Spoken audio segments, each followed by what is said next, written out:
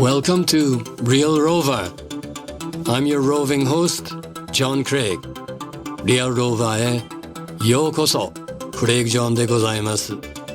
Introducing you to people you would never have heard of if it wasn't for RealRover. Here we go.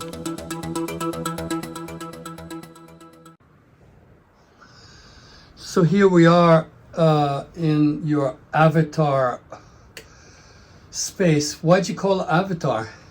Avatar. So that word came to me because when I was advertising my business, I thought, I should get in the A's. And then one of the first words I saw was avatar. This is like 2007. And when I saw the avatar, I was like, okay, what does it mean? And it means the embodiment of, God on earth. So it's like your avatar is sort of like your vehicle of spirit in the physical form.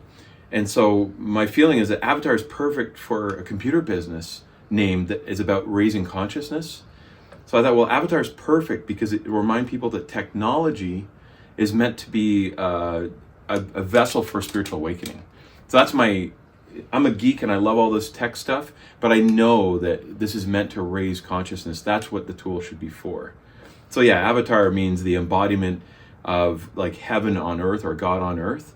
And it's just a reminder for a business name that's my goal. Around this room, we can see behind me, actually, a whole bunch of old computers like my one, which was a Panasonic Toughbook, many other computers that you've repurposed. So you're also repurposing technology, machinery itself. Tell me a bit about why you started that. Yeah, well, part of it is I wanted to upgrade people's computers so that it will keep lasting.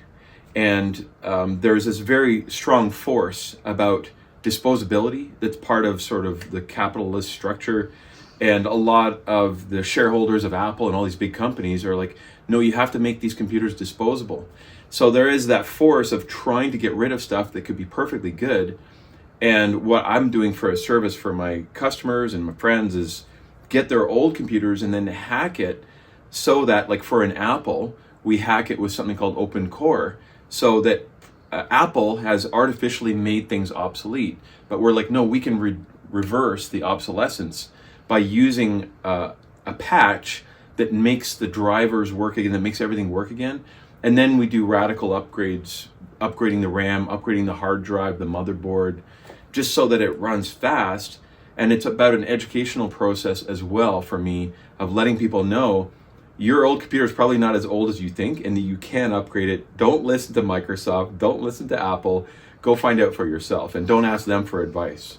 So that's my passion, is just the upgrades, radical upgrades. How did you learn all of this? Did it come to you naturally? Did you study it in particular? Where'd the ideas come from?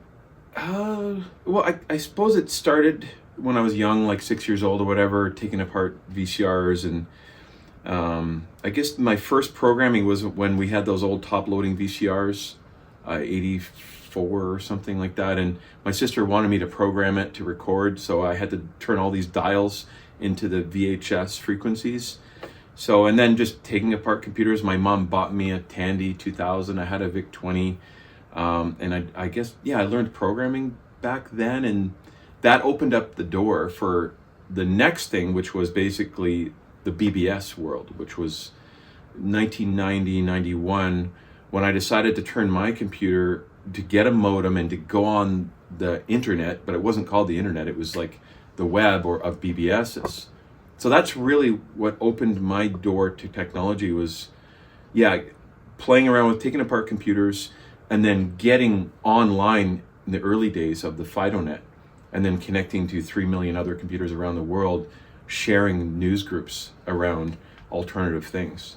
I think that's where it started. Wow, that really takes me back also. I remember seeing the very first browser at Tsukuba University in Japan, where an IT engineer showed me, and at that time I was dealing with bulletin boards like yourself and all of that. I didn't think you'd ever see an image or a video on on a screen, and he said, "This is what's coming next." And he showed me a prototype browser, and my jaw just dropped. What? That's coming? He said, "Yeah, we're kind of leading it right now." So that's where Japan was at that time. For me, it was revolutionary, and now we have not just the internet, we have a global interconnected system for communication that also might have a darker side, which I think you're very aware of. Is there such a darker side that we should be aware of? Yeah, 100%. That's a very powerful tool, like the FidoNet, and then the ability to reach millions of people. And the force that I see behind it is an evolutionary force, that societies are evolving towards more and more technology that can connect us. And I feel like the internet's inevitable, and I even think AI is inevitable in any evolving culture. But the tool, the power of the tool, just like any tool, could be used for bad and for good. But I generally see it as being more good, but there's always the shadow that we have, the dark side of using it for nefarious, for manipulation. So it goes back to sort of like use it for fear, use it for love, is it for compassion, or is it for manipulation and control? So, but the institutional structures that we have are so old and so used to manipulation and control as their philosophy that they can dominate if we're not careful. If we just sit around doing nothing and we're not actively being a part of changing the system, then the state, that system, will eventually be like a dystopian novel where it will want to control energy, thought, beliefs. And that old system is society wanting to control everything because it's afraid of letting go. So that's the human spirit that we need to really bring to the table with technology versus what the corporate state would have. That's a very interesting way you put it, because every country, every nation has a vested interest in being itself. And to be itself, it has to be in conflict with others, in a sense. It has to be different. It has to be its own sovereign state in order to maintain its identity.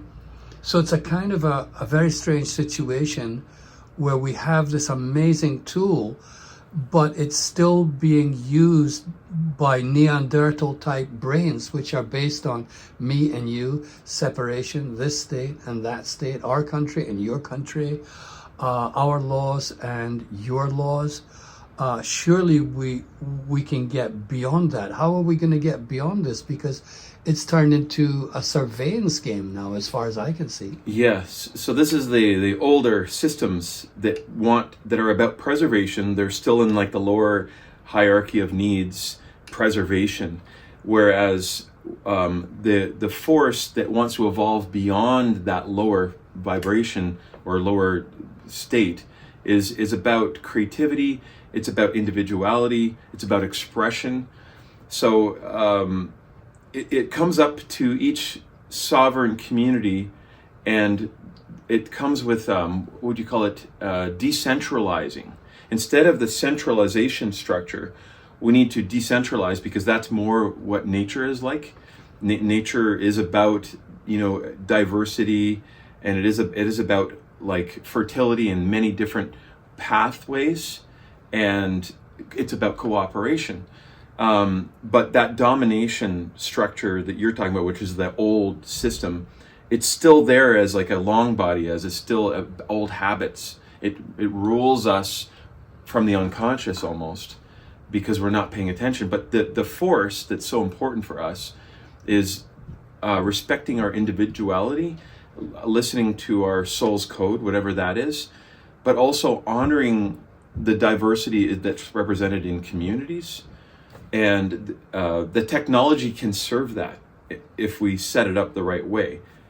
You have set it up the right way, I know. Right. Because you've got a group called the Kootenai Light Web, which seems to address some of those issues. In my limited experience, it does address those issues. So tell us about Kootenai sovereign people, let's call them, people who are interested in being creative and independent, people who don't want to be thrown into one nation state ideology, for example. Tell us about how that came about and how you did it. Yeah, that's a good question. So it was basically a lot of us were seeing what was happening with the globalization of things. And a lot of us were also seeing that during the pandemic, things got a bit divided. And how the mainstream social media, the mainstream media, was narrowing the ability for people to have nuanced conversations, diverse voices.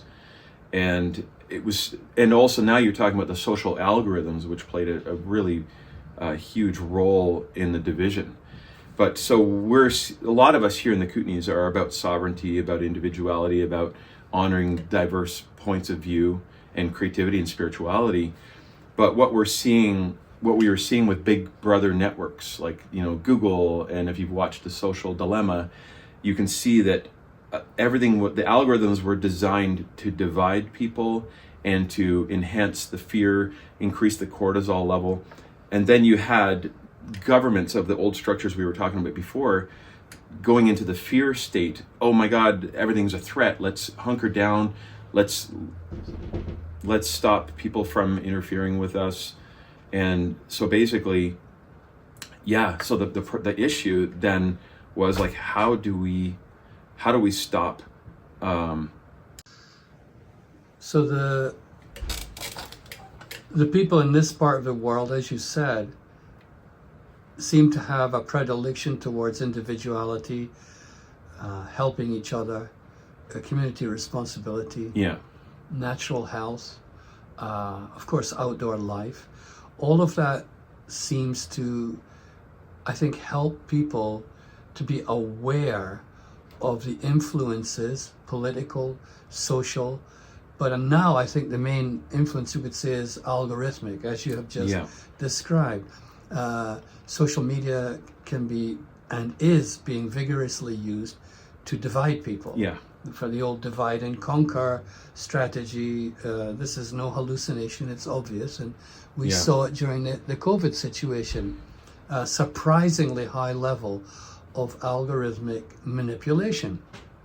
So is there a way to operate in society, to be connected to the internet, to do all of the things that we want to do without being trapped in algorithms and maintaining the sovereignty of our own position? Is there a way? Yes, so there's definitely a way. And this goes back to your question about why, what was the inspiration behind the light web? And the inspiration was seeing that we need to own our data. And if we want to have that spiritual sovereignty that the great philosophers talked about why we need to have the freedom of privacy, the right to the free speech. In the digital world, a lot of that wisdom of the constitutional frameworks of the modern constitutions and the Magna Carta is being eroded by that structure. So it becomes clear that if we don't do anything, then those institutions and those corporations end up taking away all of those civil liberties. So it's obvious that we have to own that infrastructure. So why not own that infrastructure? That infrastructure is being owned because we're not taking it, we're not being sovereign, we're not taking it into our own communities. So that so many of us saw that, and we came together and decided, well, why can't we have our own Facebook, our own cloud, our own, all of the things that we use, services on the internet? Why don't we own that in our community and get the ball rolling so that each community realizes they can own it? So we ended up talking to a whole bunch of tech people, and they seemed to all be on the same page here. So we got together and we formed a cooperative, so a non-profit community services cooperative, so that we could raise money and build the server ourselves, because we happen to have some really smart tech people around here. And basically we built our own infrastructure to host all the services. So everything that big data would give people that they love, like your social media, your cloud, your contacts, your calendar, well, that's actually it's not even that hard to host it yourself in your community. So one of the systems we were using is Nextcloud. And so, yeah, the inspiration was, hey, let's our community own our data. We don't have to worry about, fighting off what we don't want. All we got to do is, build what we want. And it can be an organic process of getting people to get off of Facebook Marketplace, go to your own marketplace, host it yourself. Doesn't take long. And then that's what we're doing here with our own servers. So tell me a little bit about Kootenai, the Kootenai Light Network. The proper name? The proper name is it's the Kootenai Light Web, basically, and some people call it the Light Web, but the full name is the Kootenai Light Web Community Services Cooperative. But it's like lightweb.coots.net. You go check it out, and we have a whole list of why we're doing this, why it's about community and about people feeling safe to speak their truth without having the duress that you might be censored or you might be monetized. What's the population, you would say, or the percentage of people who have that awareness that they need to have their own data kept private, which is digital sovereignty? What numbers are we talking about? How many people are aware of the fact that their information is being bought and sold every second around the world? Their identity is being hacked, and that they've become a product. Yeah, I think that it depends on where you are, but I'd say we're maybe biased here in the Kootenays because a lot of us are independent thinkers. It's part of the culture. And for us, I think it would be about 60% know that. And it might be higher in other areas. It's definitely lower in areas that are more health stricken because they're more concerned with survival. But I would say it's about 60% here, but about 90% or 95% of that 60% that has no clue that there's even an option out of it or what to do about it. That's a very important point. I did a bit of research yesterday to find out what groups exist on the planet, like what you have created, like the Light Web. How many groups, associations, cooperatives actually exist that have done this properly? And there are some. I was surprised to find out that Estonia, as a country, has got a pretty incredible system that's been around for 20 years that is, in some senses, very similar. Using things like Proton, using things like Signal to be able to communicate with each other. Yeah, and Nextcloud would be a big one. And they're definitely using Nextcloud. And they seem to be doing it quite successfully. So there's a bit of a conundrum here where we can see that everybody has the availability of getting tools to do everything they want on the internet very easily. But they're not aware of the fact that their data, their personal data, is actually a product that is being bought and sold, and that when you have a sovereign community with their own servers, with their own network, none of that happens. There's a huge difference. But many people will just argue, well, I'm not worried about it. They can buy and sell my data as long as they want. It's not a big deal. I think it's a big deal, but what's the argument? Oh, yeah. So that's not... There's another demographic of people who are not really aware of how dangerous it really is to have your information somewhere else. It's mostly when you hear arguments like, oh, I have nothing to hide, right? And I'm like, okay, well, the truth is so much deeper than that.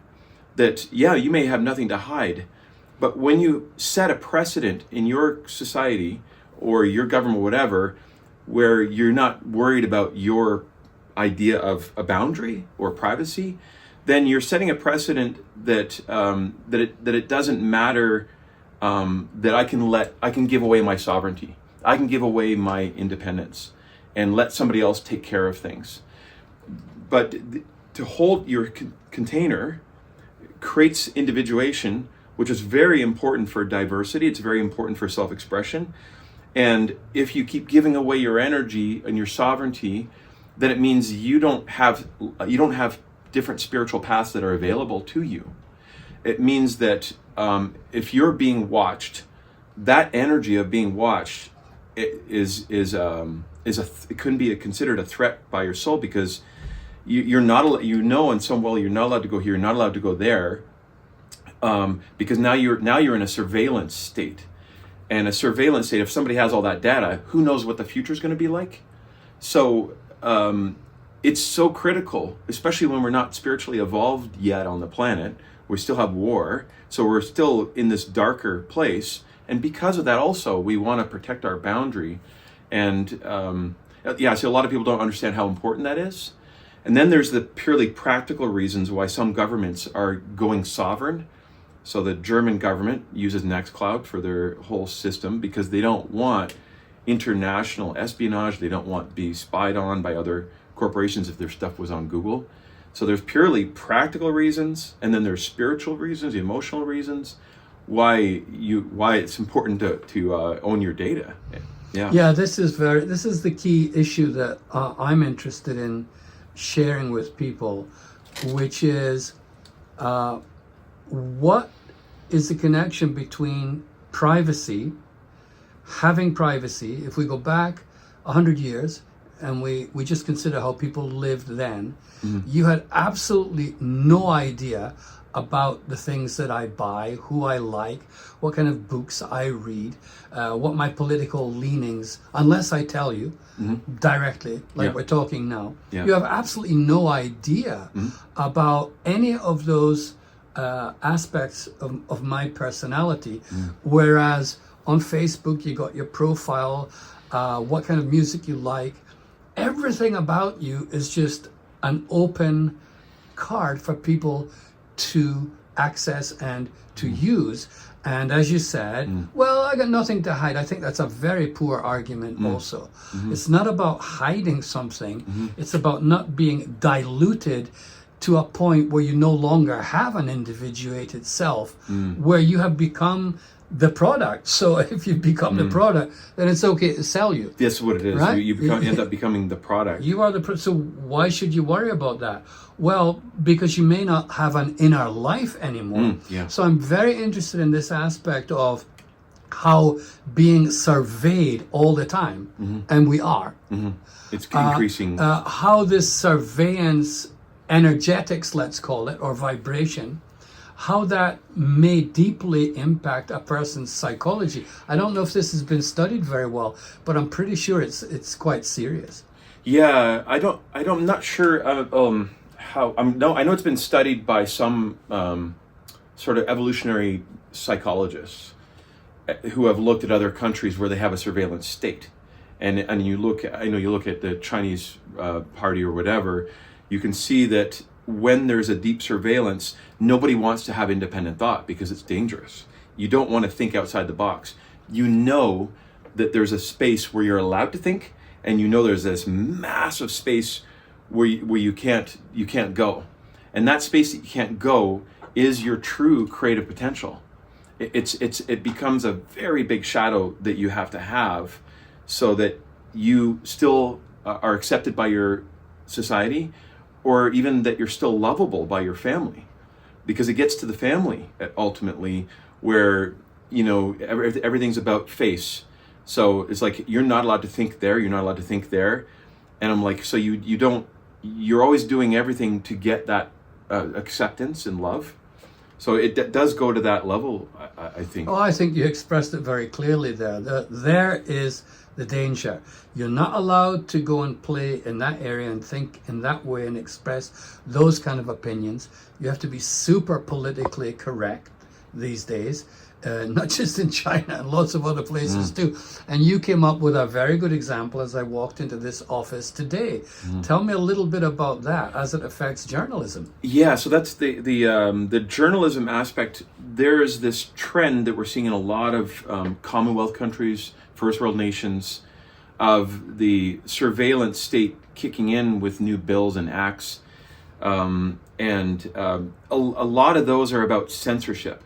It's about controlling dissent or controlling voices. But with this idea of the postmodern political correctness and left-leaning situation, some media, especially I would say Canada, where we have a government-controlled media, which we know is never a really good situation when one media is controlled by the government, you end up with a certain political framing that you're allowed to go, and that usually fits into the political correct space. And whatever is not political correct must be stopped or not allowed.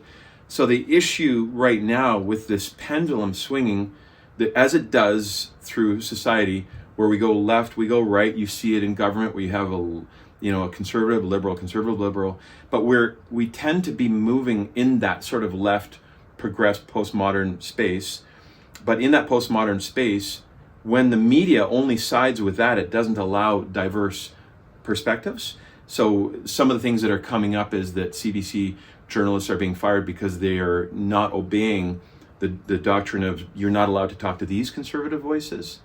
So this whole system falling apart where there's no independent media of the state, but there's a whole nother conversation here about why podcasting has become the new media, which is a really beautiful silver lining because our journalism is not serving us, but it's still a good fight to ask for your government to play a role and to say, hey, you have to allow diverse journalism because it's part of Section 11 of our Charter, the First Amendment. It's just part of a healthy society. It's worth fighting for that, but you can't count on it. You've got to also build your own systems. Podcasting is part of that organic growth, but then hosting your own media is even better. When you own the data, your community owns it, nobody else. How far has the Kootenay Light Web gone in that direction?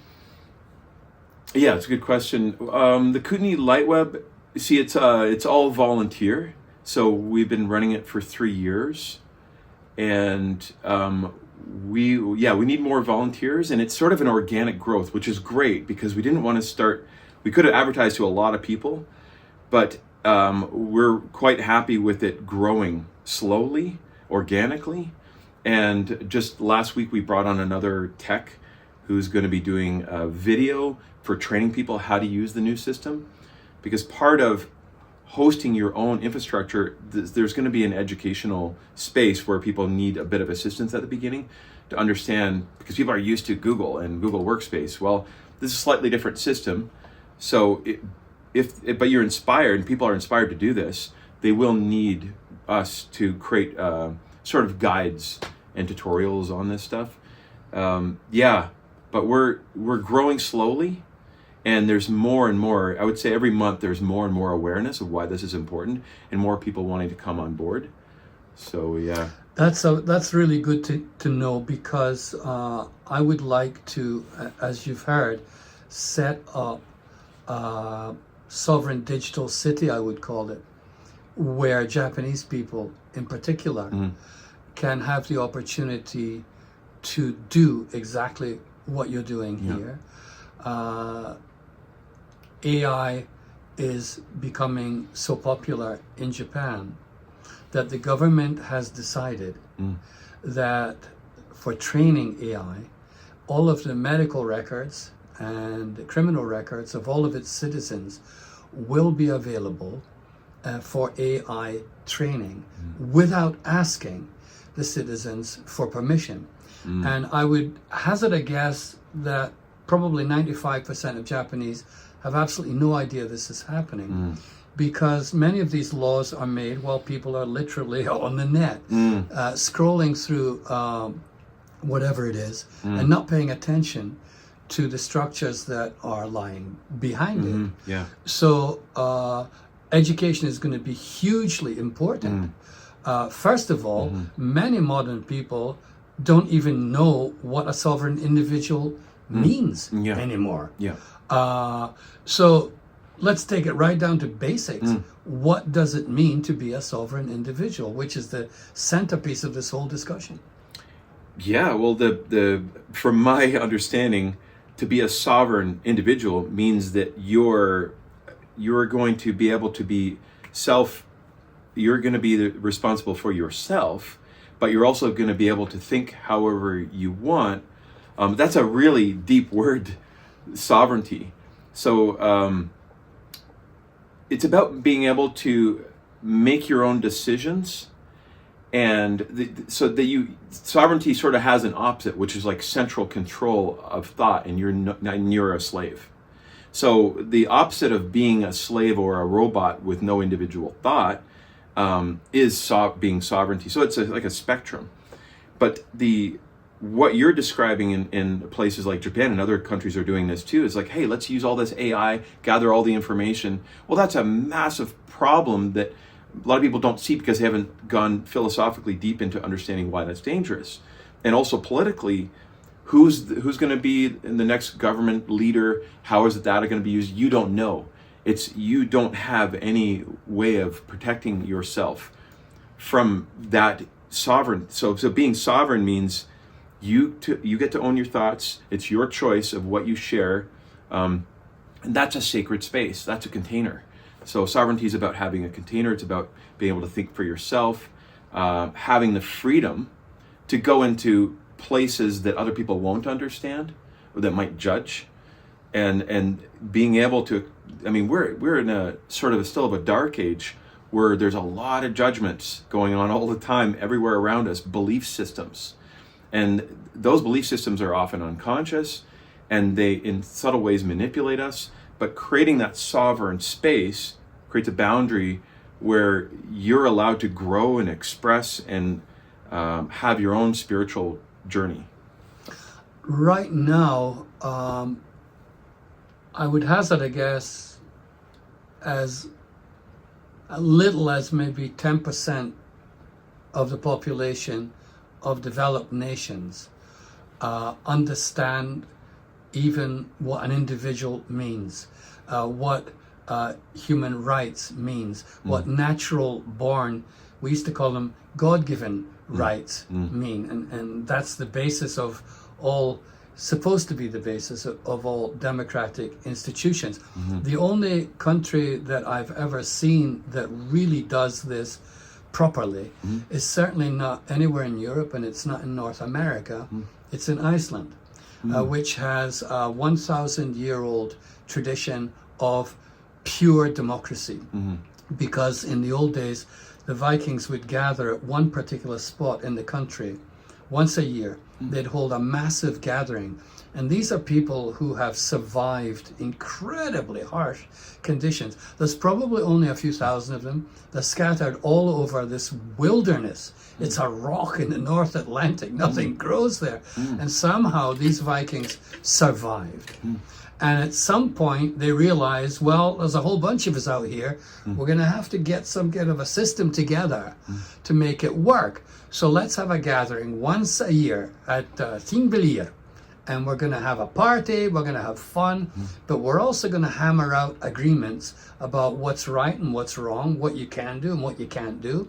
And we'll all hang out for like 2 weeks until we figure this out. They did it. They actually succeeded.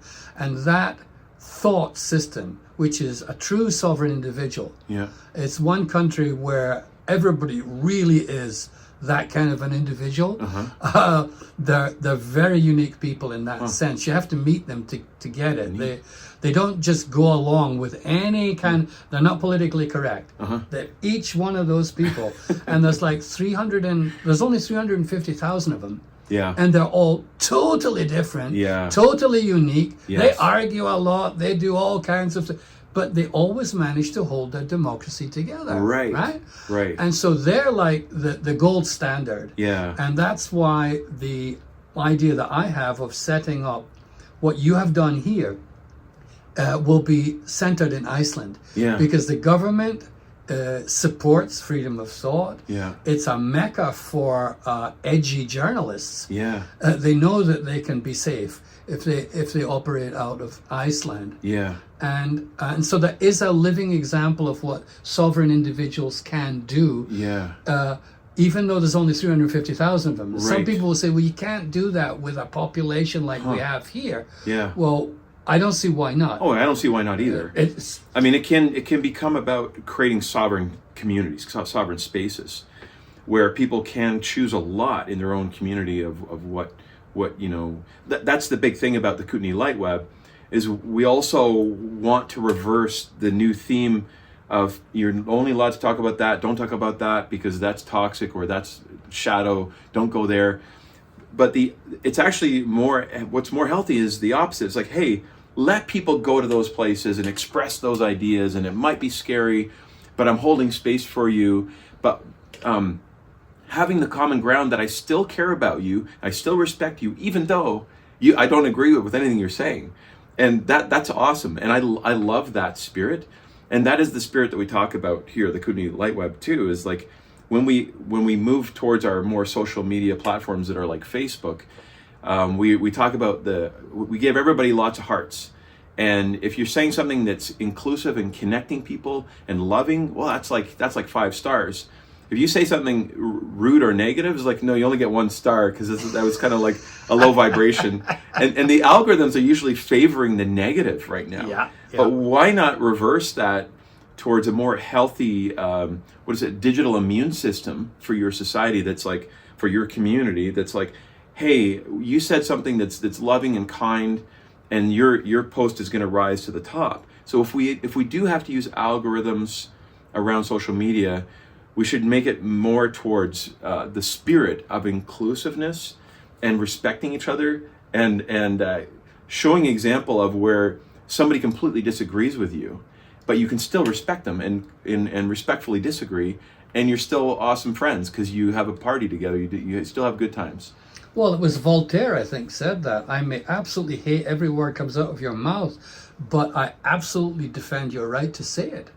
That's exactly what we're talking about. Exactly. And that's what we do not have. We do not have that anymore. It's Right. It's gone. It's toast. Somehow it's disappeared so quietly we never even noticed. And like you said, the next thing is you're a digital slave.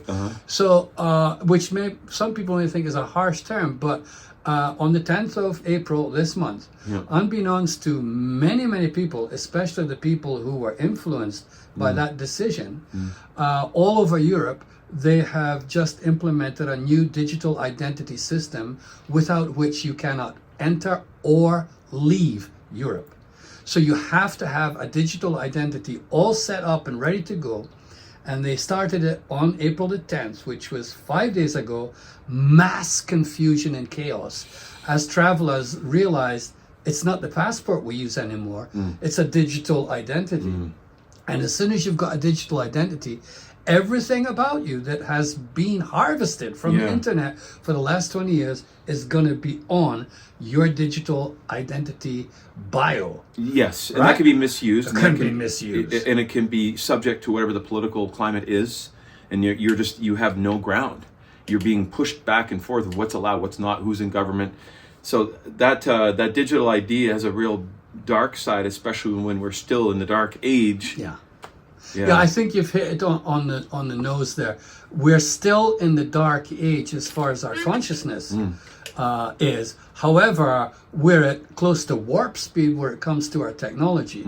So these are completely disparate entities. You've just given a bunch of monkeys a neutron bomb, Right. basically. And what we're seeing right now unfolding is, well, look what the monkeys do when they get a neutron bomb. And everybody else says, well, I'm sure it must be okay because they're leading us, right? Oh my goodness. That's just not, that's no good. So I'm seeing the development of these technologies rapidly increasing because of AI, which I love and I know you love, and we use them every day. Yeah, who owns the AI? Right. How come? And that's the other obviously conversation is like, what's going on with AI? Which AI are you using? Because you're voting for that system, and if you got to find out about who the company is, what their values are. And if you're in ChatGPT, OpenAI, that's a completely psychopathic infrastructure. The whole from the beginning. I'm glad you said it, not me.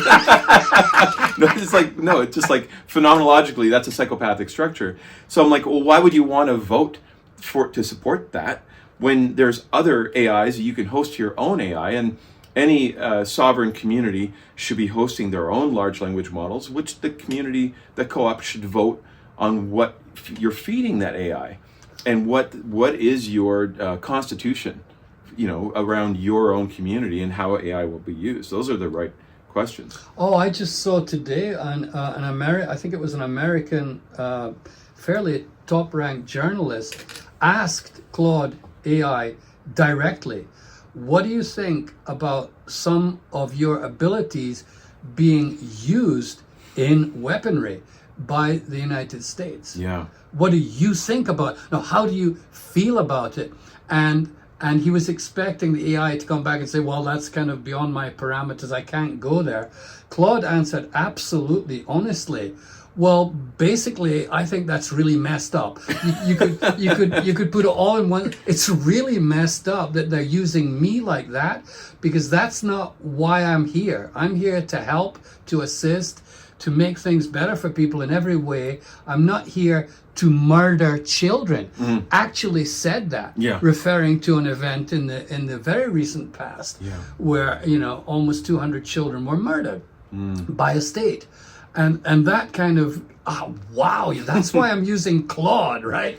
Right. There is something in there. Yeah. But how do you create something? This is the difficulty I have. How do you create, with your own sovereign network, how do you create your own AI system? Yeah. How does it work? Oh, so the AI would just be probably another server that you add on, which would have GPUs and AI cores. So you would basically add the hardware, and then you would run a container inside of what you're hosting that would be for your own, one of the open source large language models. You would run that on your server, and then when somebody goes to your community landing page, like the Kootenai Light Web, a section would be your AI, your own AI assistant, and that AI assistant can be incredibly helpful, especially if you know what it's, have containers around it, and what it's for, what you voted on, and what you're feeding it, right? So owning your AI is obviously a really important step in sovereignty. Oh, that's a really good point. Owning your own AI, owning your own data, thinking your own thoughts, having the incredible availability of privacy, which probably is less understood now than at any other time in history. Privacy has always been the basis of every society. What I think in my own heart has got nothing to do actually with anybody else. And I have the right to hold on to those thoughts and to grow those thoughts, to expand them and to create with them. And it's nobody else's business but mine, as long as I don't harm anybody. And to my understanding, English common law was enshrined with that belief. If you don't cause harm to another person, there isn't an issue. You can do what you like. I mean, that's pretty simple law, right? Doesn't get much more. But now, you can't say this, and you better not say that, and we would like to steer the conversation in this direction. Otherwise, well, these are all huge danger signs for every society on Earth right now. And it's surprising how few people seem aware of it. And I think it might be connected to the fact that we don't really have a philosophy anymore. We don't have philosophy. We don't have really robust spiritual systems to keep us reminding, especially in Canada. It was very clear, like when the Magna Carta came out, that why these sort of tyrannical, or the feudal system, was just oppressive, and it was very fresh, obviously, at a time when you knew it was for survival of your community. So it was fresh in the mind of what it meant to have these civil rights or whatever. But I think that we've gone into apathy because things have been quite good, especially in Canada. Everything seems so good, and so it's not fresh in our mind. It's not taught in our schools. Like philosophy and sovereignty is not taught really in our schools, so we don't understand what these constitutions framework was. And what makes it a magnitude worse is that in the digital world, it's like everything is up for grabs, including our energy, our thoughts, our data, and there wasn't a digital constitution that was provided. So now a lot of things that we're protected from with civil societies it's almost erased in the digital world because we haven't formed any digital constitutions that I've ever heard of. So again, that means that as things get worse, there's more motivation towards these sovereign spaces. So what the Kootenai Light Web is doing is being done over the world, but I would say that most of them, like 90% of them probably, that what we're doing is happening, but it's not being told because it's being done in secret. But I do know that the Iceland example, there's examples in Africa, like in Kenya, where they're creating their own currency systems. In Ecuador, they have their own, systems of barter through their blockchain. Yep, ledger-based apps. So yeah. Guatemala, or is it El Salvador? It's El Salvador, all running on blockchain, monetary system. Yes, it's beginning to happen. I can see it. So I'm kind of visualizing, okay, what's it going to be like in 10 years? The way things are going, the massive influence of extremely powerful corporations, which are way more powerful than individual countries anymore, especially with AI technology in their pockets. There seems very little evidence that they are interested in your well-being, especially your spiritual well-being, which may be part of the massive mental health debacle that's happening all over the world. I mean, it's hard to say how much better mental health was a couple of hundred years ago, but I'd be willing to bet that it wasn't like now. Catastrophic depression all over the world. And I believe that has to be related to the lack of ability to run your own life. It's not being sovereign. It's that's what happens when you get enslaved. You get depressed. But nobody seems to have made the connection, right? Wow. It's not because of brain chemical imbalance. Right. It's because you don't have original thoughts in your brain, which it was created for, right? So what's going to be like in 10 years? And where is the younger generation's guiding light? What is their mythology? What is their mythology? A very good term to bring up. There isn't any mythos anymore because that's being extinguished over the last 20 years because it's kind of silly. It's not modern and progressive and adult, right? But we're kind of chopping the branch that we're sitting on so quickly that the surveillance state is leaping ahead. Where are the Snowdens of the world now, right? Where are the Assanges? What are they doing? Did they all fall asleep? We had two guys over the last 10 years who really opened up this can of worms and showed us what was going on clearly, and we know what happened to them. Right? And that should... They were silenced to set a precedent for no whistleblowers. It's like, nobody else is ever going to do this again because we're going to put you away for your entire life or we're going to kill you. Right? So it's not a very good incentive for young people. It's, wow, Assange, that guy is cool. Yeah, but wait a minute.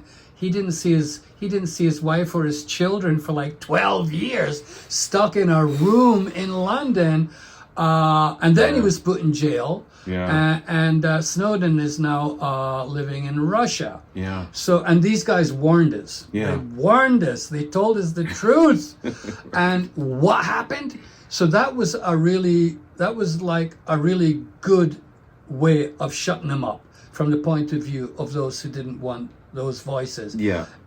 Is there anybody around right now who's taking the position in the world of digital sovereignty is the next big issue? Have you heard of anybody? Well, there's I don't know any one person who's really been centrally talking about that. I haven't seen any podcasts where somebody's really making it clear this digital sovereignty movement is the antidote for all that Edward Snowden was warning about.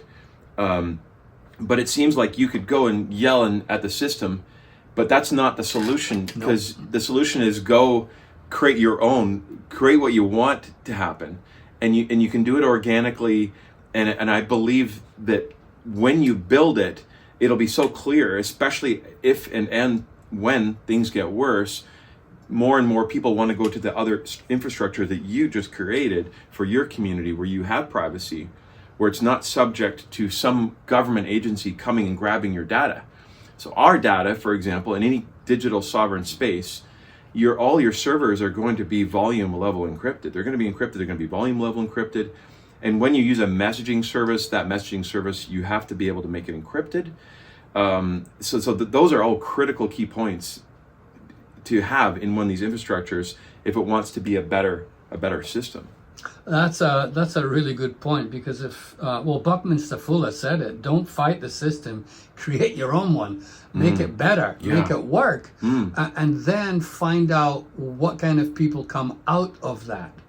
How creative are they? How healthy are they? How spiritually awake are they? How compassionate are they? Right. And by those deeds, you will know them. Yeah. It's just that we haven't had enough examples, because you got to go and search for them. Yeah. People are not going to be telling you, hey, like Estonia's been doing this for 20 years. What? Never heard that. 99.9% of people don't know that. Right. We don't have to rely on individuals like Snowden anymore. We have people who are doing this. They are the future, or there isn't a future as far as I can see. Yeah. So the need becomes exponentially more important. Yeah. So I feel that these spaces, this is inevitable, because a lot of people are riding the ship, and some of them know that the ship is like going to fall apart or hit an iceberg or whatever. But there's a lot of people that when it gets closer to danger, they're going to jump. But luckily, there were people who were the forethinkers who have already created that structure, so that it's not as hard for them to switch to a better system. So, and I do see like that there are people out there that I haven't met yet that that might be, or I haven't heard of them, that might end up on the Joe Rogan podcast talking about their digital sovereign space and how you can create it. Like I do see this happening more and more, and as being actually inevitable. I think it's inevitable, which brings me to the idea of SOS City. I originally started this idea 30 years ago, where the net was just taking off, and a bunch of, it was mainly bankers and free capitalists who started it. They were people who didn't want the products of their labor being raped and pillaged through taxation by states.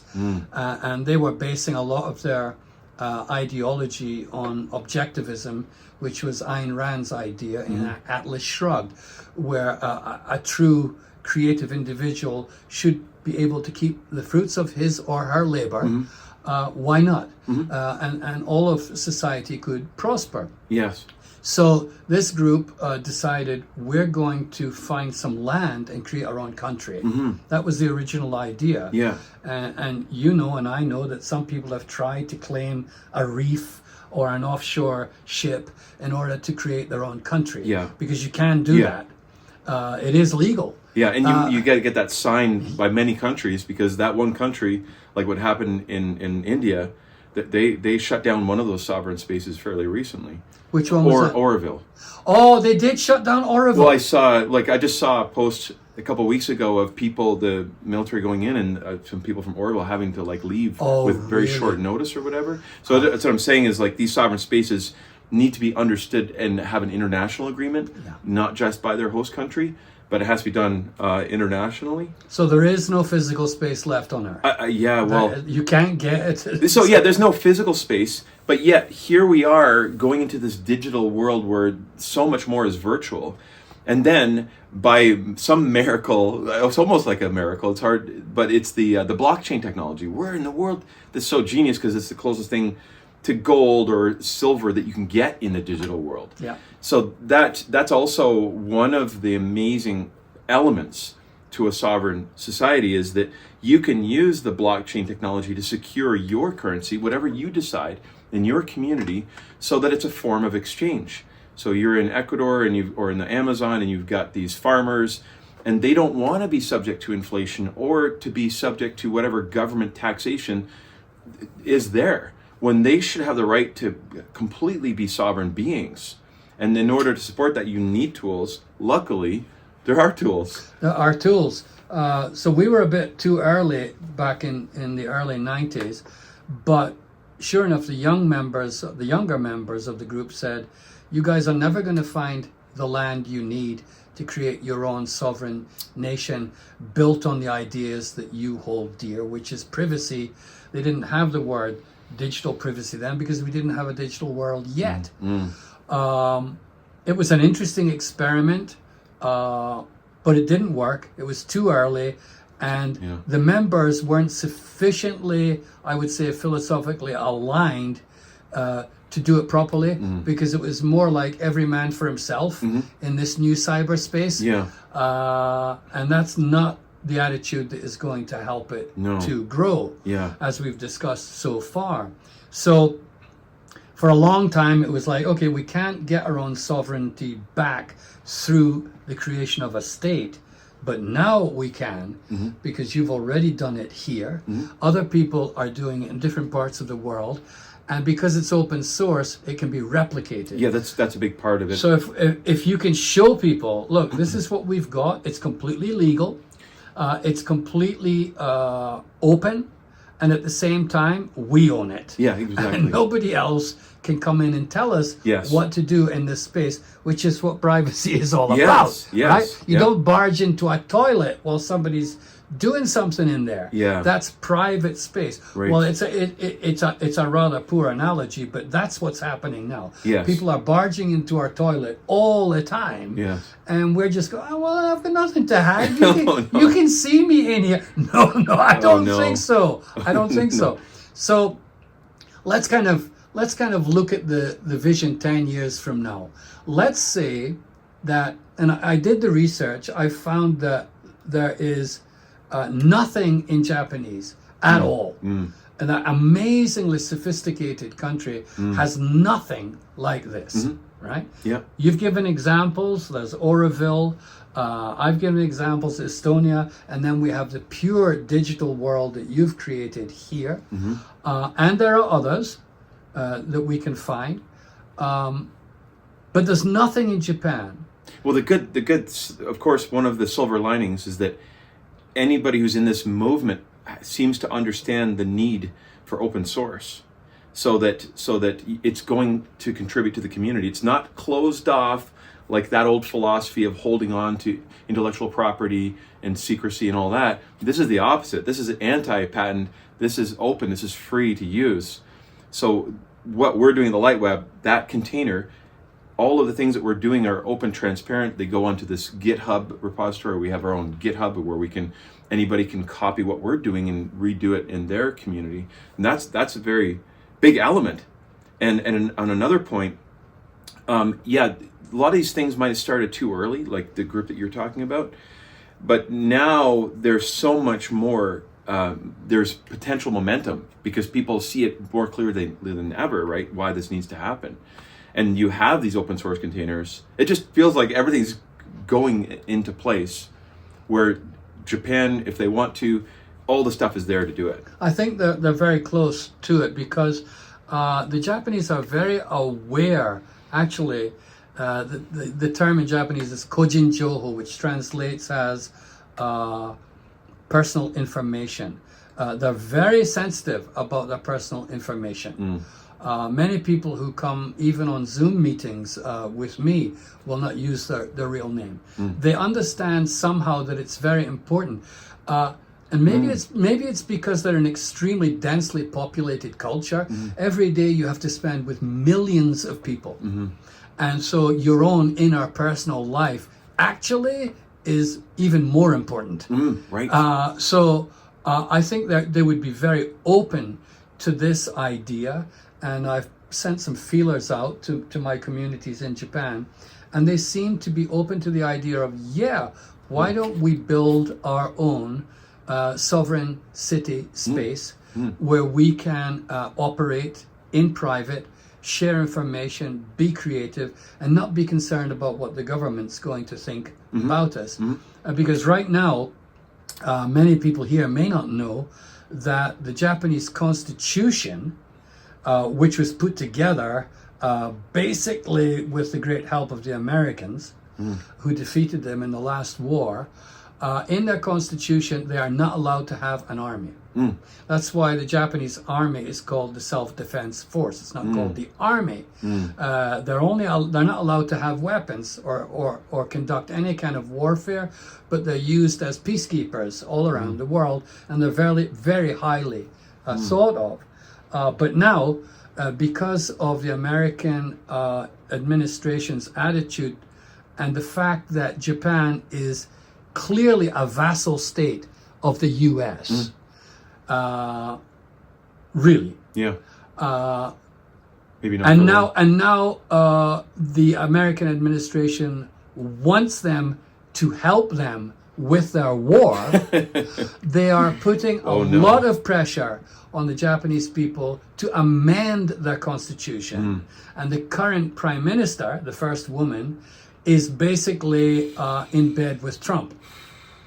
So now the Japanese people are demonstrating all over the country because they realize, wait a minute, that's not where we're going. Right. Right. So that's put its head as like it's fantastic. It's fantastic. There's a civil disobedience here. There's a point at which you do not push the Japanese people. They're very polite. They're very self-contained and responsible.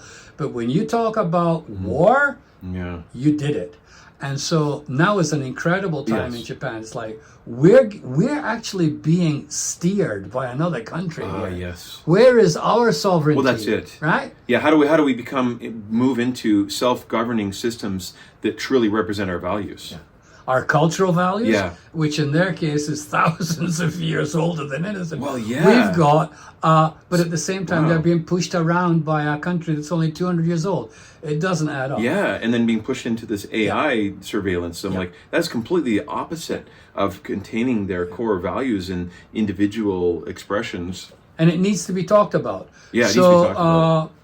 So my idea then is I'm going to create SOS City, which originally meant, of course, save our souls. Yeah. But now it means something more like sovereign open spaces. There are other words we can come up with, but SOS City will be a place where Japanese people can understand and, first of all, learn about what we've talked about today. Yeah. Because education, and I know you've got a room next door and you've been educating young people in how to use this technology. Yeah. So education will be centrally important in this new SOS City. Yeah. This is why you need it. This is what it can do for you. Let's build it together in private. But let's not build it inside a server in Japan. No. Because that could be a bit tricky. Yes. Right? Yeah. Let's do it from Iceland. Yeah, the server needs to be hosted from a neutral space. Exactly. Yeah. So we're going to have the server in Iceland.